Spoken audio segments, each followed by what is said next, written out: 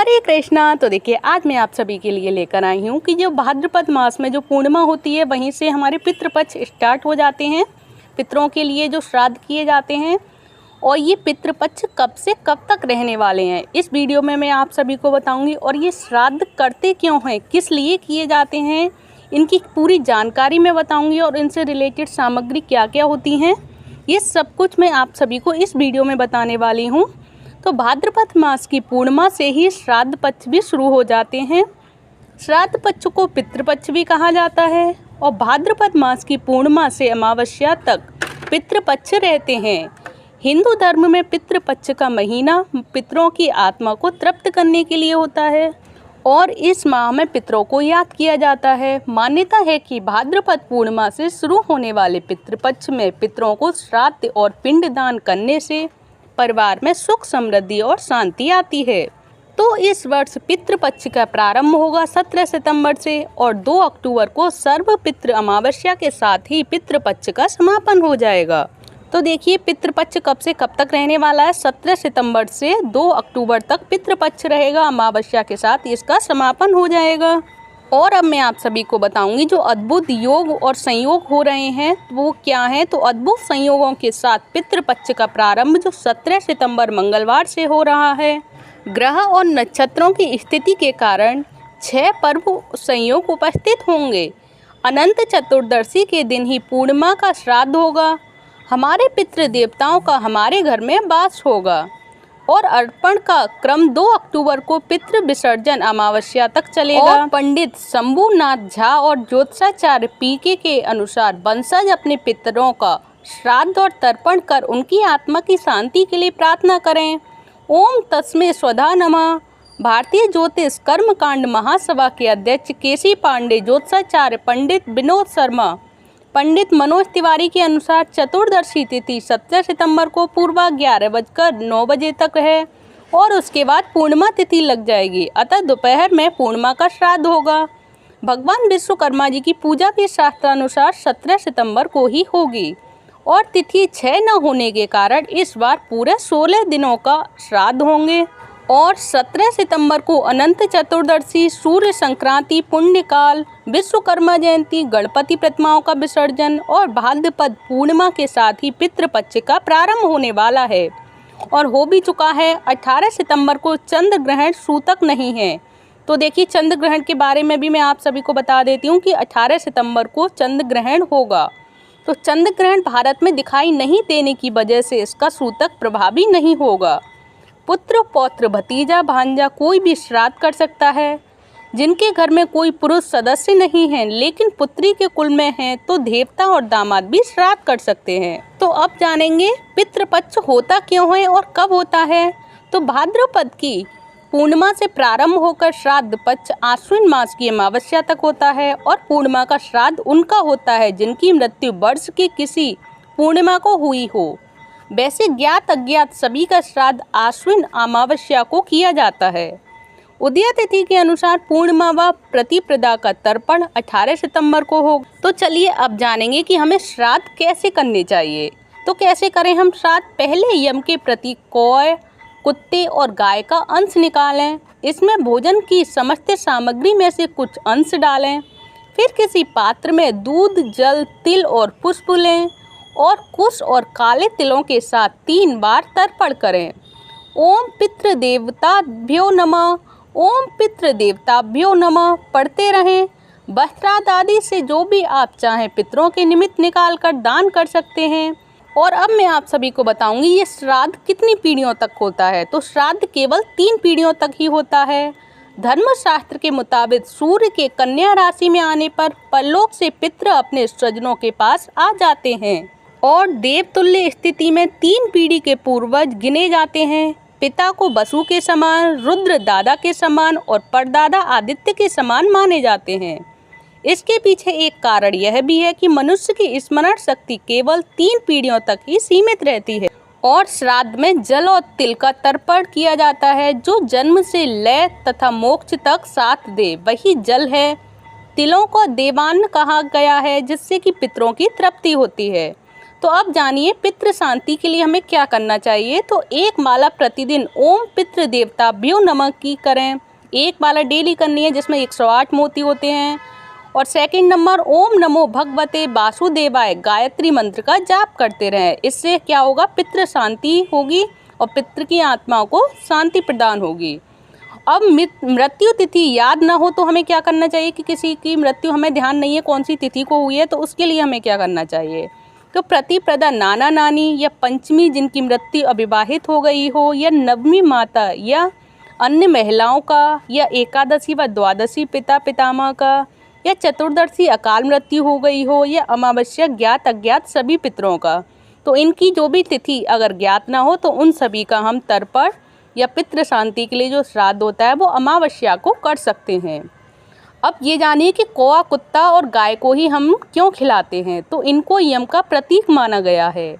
गाय को बैतरणी पार करने वाली कहा गया है, और कौवा भविष्य वक्ता और कुत्ते को अनिष्ट का संकेतक कहा गया है।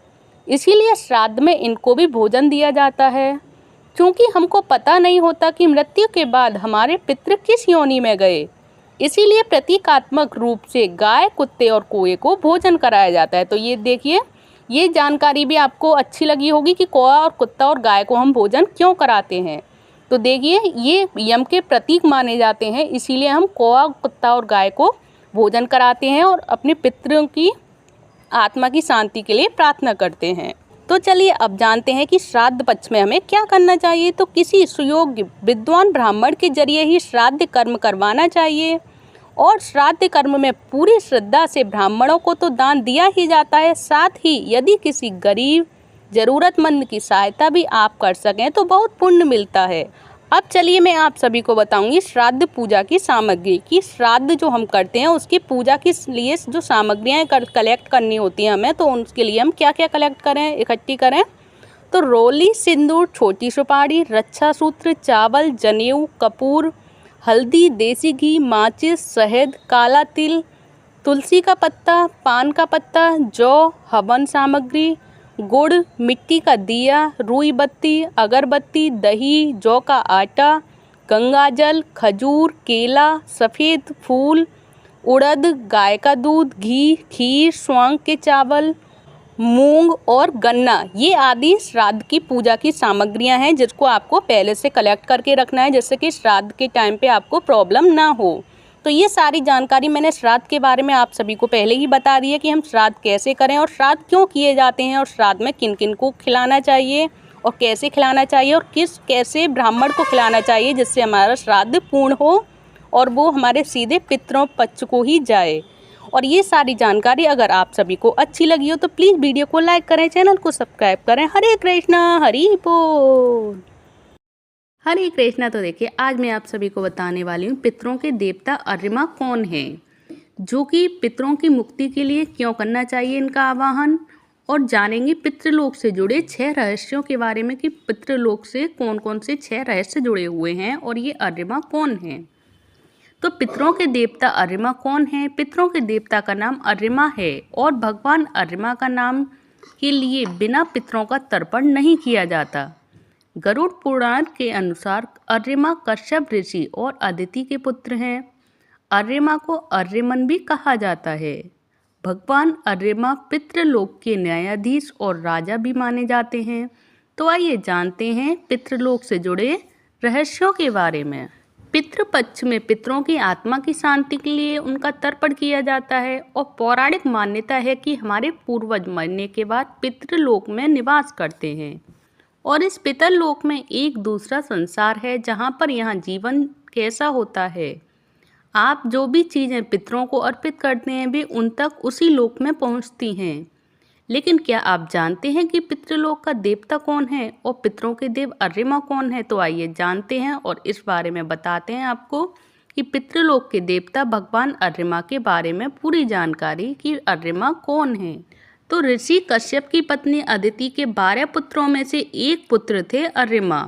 इन 12 पुत्रों के नाम हैं अंशुमान, इंद्र, अर्यमन, त्वष्टा, धातु, पूर्जन्य, पूषा, भग, मित्र, वरुण, विवस्वान और त्रिविक्रम और वामन थे। अदिति के तीसरे पुत्र और आदित्य नामक सौर देवताओं में से एक अर्यमन या अर्यमा को पितरों का देवता भी कहा जाता है। और आकाश में आकाशगंगा उन्हीं के मार्ग का सूचक है।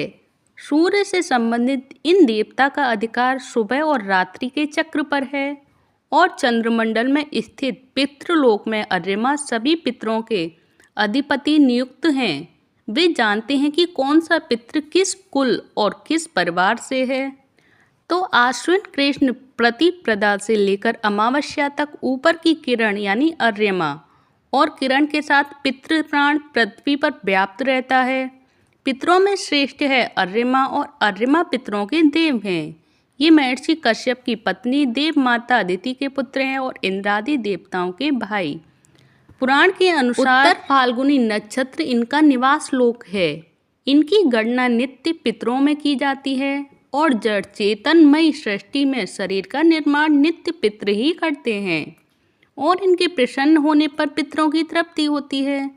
तो श्राद्ध के समय इनके नाम से जलदान किया जाता है। यज्ञ में मित्र, सूर्य तथा वरुण जल देवता के साथ स्वाहा का हव्य और श्राद्ध में स्वधा का कव्य दोनों स्वीकार करते हैं। तो अब जानेंगे पितृपक्ष में पितरों के देवता अर्यमा का क्या महत्व है। तो पितृपक्ष में 3 पीढ़ियों तक के पिता पक्ष के तथा 3 पीढ़ियों तक के माता पक्ष के पूर्वजों के लिए तर्पण किया जाता है।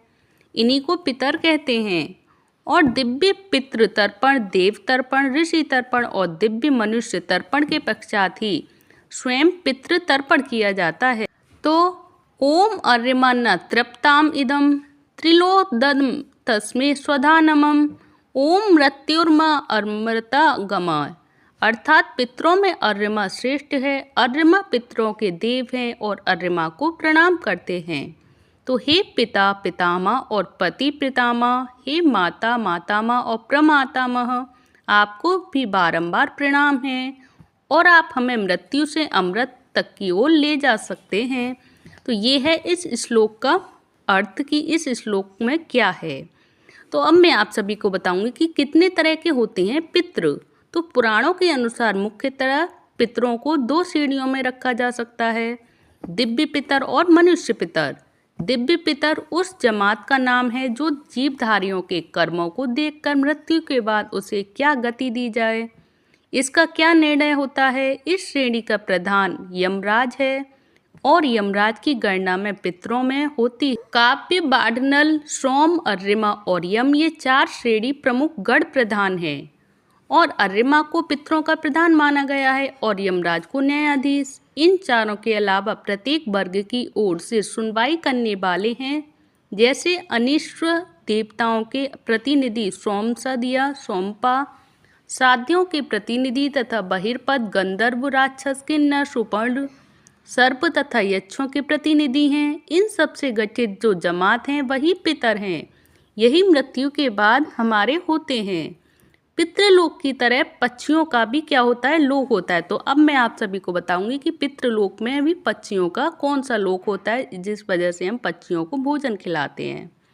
तो धर्मशास्त्रों के अनुसार पितरों का निवास चंद्रमा के अर्धभाग में होता है।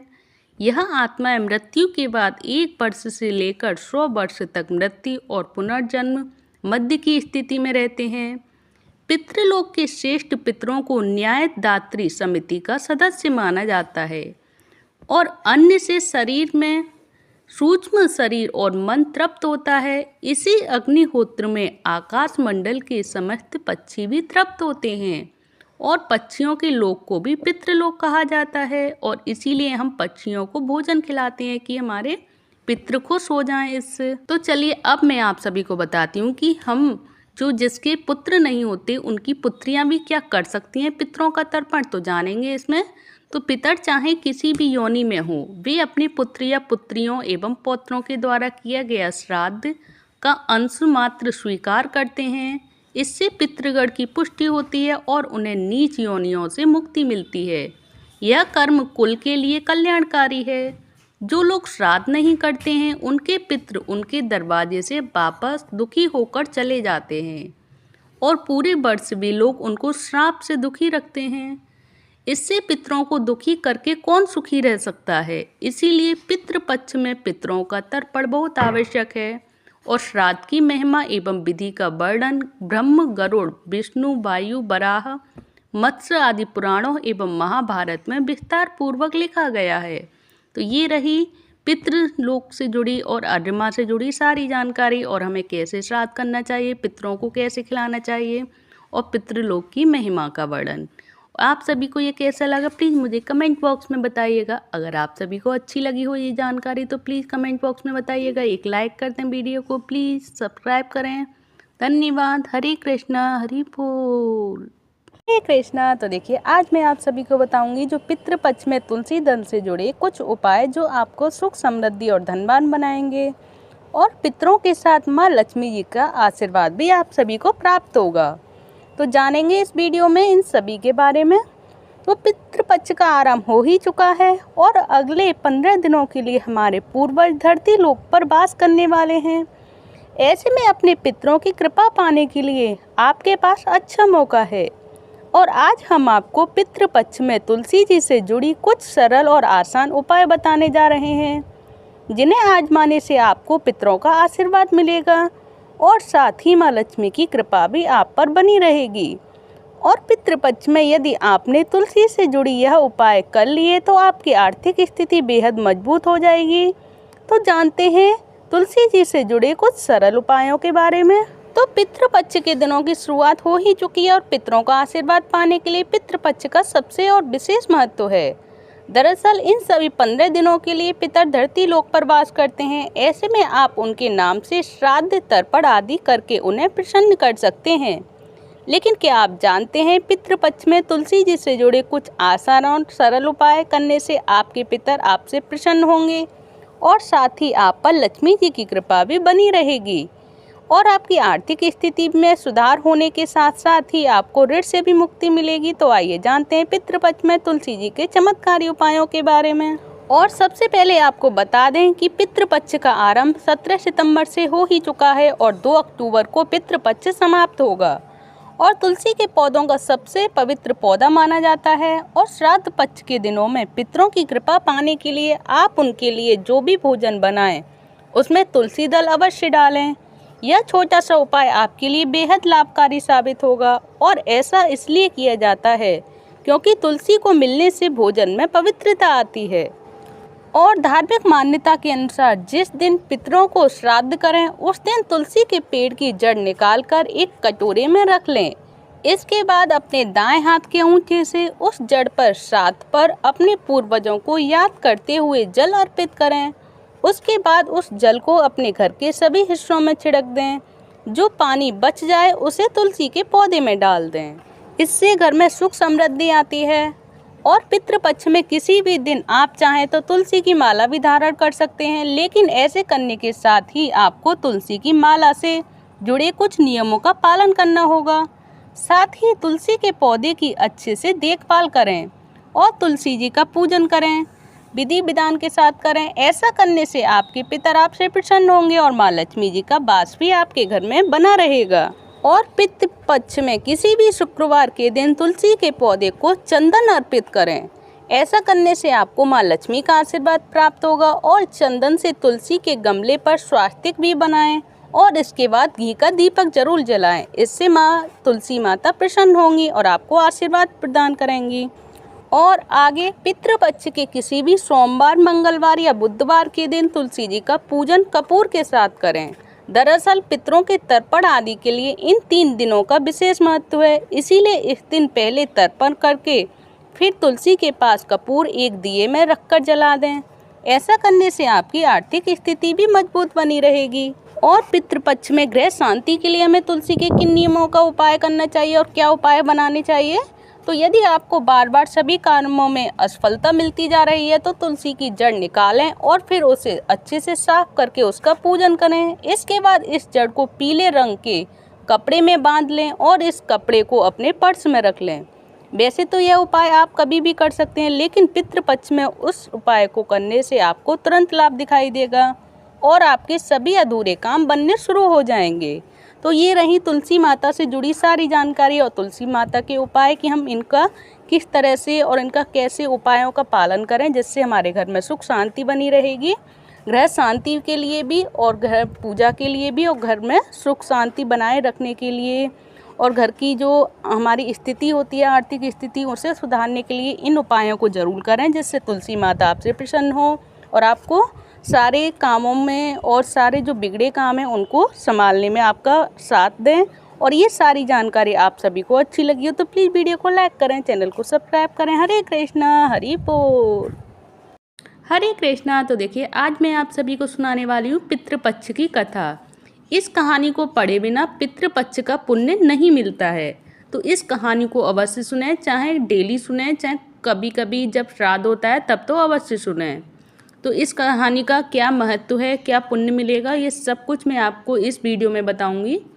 सो प्लीज़ इस वीडियो को और इस कथा को पूरी फुल वॉच करें, देखें, सुनें और मन लगा के इसका पुण्य फल प्राप्त करें। तो श्राद्ध पर्व पर यह कथा अधिकांश क्षेत्रों में सुनाई जाती है या पढ़ी जाती है। इस कहानी को पढ़े बिना तृप्त यानी पितृपक्ष का पुण्य नहीं मिलता है। ऐसी मान्यता है कि इस कहानी के अनुसार महाभारत के दौरान कर्ण की मृत्यु हो जाने के बाद जब उनकी आत्मा स्वर्ग में पहुंची तो उन्हें बहुत ही सारा सोना और गहने दिए गए। कर्ण की आत्मा को कुछ समझ नहीं आया, वह तो आहार तलाश रहे थे। उन्होंने देवता इंद्र से पूछा कि उन्हें भोजन की जगह सोना क्यों दिया जा रहा है। तब देवता इंद्र ने कर्ण को बताया कि उसने अपने जीवित रहते हुए पूरा जीवन सोना दान किया था, लेकिन अपने पूर्वजों को कभी भी खाना दान नहीं किया था। तब कर्ण ने इंद्र से कहा उन्हें यह ज्ञात ही नहीं था कि उनके पूर्वज कौन थे और इसी वजह से वह उन्हें कुछ दान नहीं कर सके। इस सब के बाद कर्ण को उनकी गलती सुधारने का इंद्र देव ने उन्हें मौका दिया और 16 दिन के लिए पृथ्वी पर वापस भेज दिया, जहां उन्होंने अपने पूर्वजों को याद करते हुए उनका श्राद्ध किया और उन्हें आहार दान किया और तर्पण किया। इन्हीं 16 दिन की अवधि को पितृपक्ष कहा गया। अतः इस कथा को पढ़ने अथवा सुनने से उसका महत्व आप सभी को प्राप्त होता है। तो देखिए तर्पण इसीलिए किया जाता है कि हमारे पितरों को खुश हो जाएं वो और उनको आहार प्राप्त हो और फिर मरने के बाद हमको भी वो आहार मिले। तो ये जानकारी आप सभी को कैसी लगी प्लीज़ मुझे कमेंट बॉक्स में बताइएगा। ये कहानी अगर आप सभी को अच्छी लगे तो आप एक दूसरे के लिए भी शेयर कर सकते हैं। तो ये रही इंद्रदेव के लिए और ये कर्ण की कहानी। अब मैं आप सभी को सुनाऊंगी एक दूसरी कहानी जो है पितृपक्ष की ही, जिससे कि पितृदेव बहुत खुश हो जाते हैं और हमको पुण्य फल प्राप्त होता है। तो जानेंगे इस वीडियो में पितृपक्ष की कहानी को, जो कि पितरों को प्रसन्न करने वाली यह एक लोक कथा है। तो इन दिनों श्राद्ध पक्ष की यह लोक कथा पढ़ने का विशेष महत्व माना गया है। यह कथा 2 भाइयों की है, जो एक धनी तो दूसरा निर्धन है। तो आइए आप भी श्राद्ध पक्ष के इन दिनों में यह कथा अवश्य सुनें, जिससे कि आपके पितरों को प्रसन्न कर पाएँ आप सभी और उनसे अनेक शुभाशीष आप सभी को प्राप्त हों। तो पितृपक्ष यानी श्राद्ध पक्ष की लोक कथा के अनुसार जोगे तथा भोगे 2 भाई थे। दोनों अलग अलग रहते थे। जोगे धनी था और भोगे निर्धन था। दोनों में परस्पर बड़ा प्रेम था। जोगे की पत्नी को धन का अभिमान था, किंतु भोगे की पत्नी बड़ी ही सरल हृदय की थी। पितृपक्ष आने पर जोगे की पत्नी ने उससे पितरों का श्राद्ध करने के लिए कहा, तो जोगे इसे व्यर्थ का कार्य समझकर टालने की चेष्टा करने लगा, किंतु उसकी पत्नी समझती थी कि यदि ऐसा नहीं करेंगे तो लोग बातें बनाएंगे। फिर उसे अपने मायके वालों को दावत पर बुलाने और अपनी शान दिखाने का यह उचित अवसर लगा। अतः वह बोली, आप शायद मेरी परेशानी की वजह से ऐसा कह रहे हैं, किंतु इसमें मुझे कोई परेशानी नहीं होगी। मैं भोगे की पत्नी को बुला लूँगी, दोनों मिलकर आपस में काम कर लेंगे। फिर उसने जोगे को अपने पीहर न्योता देने के लिए भेज दिया और दूसरे दिन उसके बुलाने पर भोगे की पत्नी सुबह सवेरे आकर काम में जुट गई। उसने रसोई तैयार की, अनेक पकवान बनाए और फिर सभी काम से निपटकर अपने घर आ गई। आखिर उसे भी तो पितरों का श्राद्ध और तर्पण करना था। इस अवसर पर जोगी की पत्नी ने उसे रोका। वह ना रुकी। शीघ्र ही दोपहर हो गई और पितर भूमि पर आ गए। जोगे भोगे के पितृ पहले जोगे के यहाँ गए तो क्या देखते हैं कि उसके ससुराल वाले वहाँ भोजन पर जुटे हुए हैं और वे निराश होकर वे भोगे के यहाँ आ गए। वहाँ क्या था, मात्र पितरों के नाम पर अंगियारी दे दी गई थी। पितरों ने उसकी राख चाटी और भूखे ही नदी के तट पर जा पहुँचे। थोड़ी देर में सारे पितर इकट्ठे हो गए और अपने अपने यहाँ के श्राद्धों की बड़ाई करने लगे और जोगे और भोगे के पितरों ने भी अपनी आप बीती सुनाई।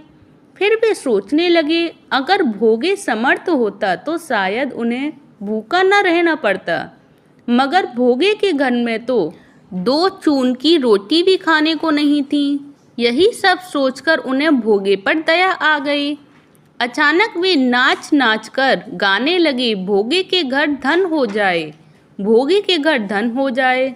सांझ होने को हुई और भोगे के दोनों बच्चों को कुछ भी खाने को नहीं मिला था। उन्होंने माँ से कहा, भूख लगी है। तब उन्हें टालने के लिए गरज कर भोगे की पत्नी ने कहा, जाओ, आंगन में हौदी औदी रखी है, उसे जाकर खोल लो और जो कुछ मिले बांट कर खा लेना। बच्चे वहाँ पहुँचे तो क्या देखते हैं कि हौदी और मोहरी से भरी पड़ी है और वे दौड़े दौड़े माँ के पास पहुँचे और उसे सारी बातें बताईं। आंगन में आकर भोगे की पत्नी ने यह सब कुछ देखा तो वह भी हैरान रह गई। इस प्रकार भोगे भी धनी हो गया, मगर धन पाकर वह घमंडी नहीं हुआ। दूसरे साल का पितृपक्ष आया। श्राद्ध के दिन दोनों भोगे की पत्नी ने 56 प्रकार के व्यंजन बनाए। ब्राह्मणों को बुलाकर श्राद्ध किया, भोजन कराया और दक्षिणा दी और जेठ जेठानी को सोने चांदी के बर्तनों में भोजन कराया। इससे पितृ बड़े प्रसन्न हुए और बहुत ज़्यादा तृप्त हुए।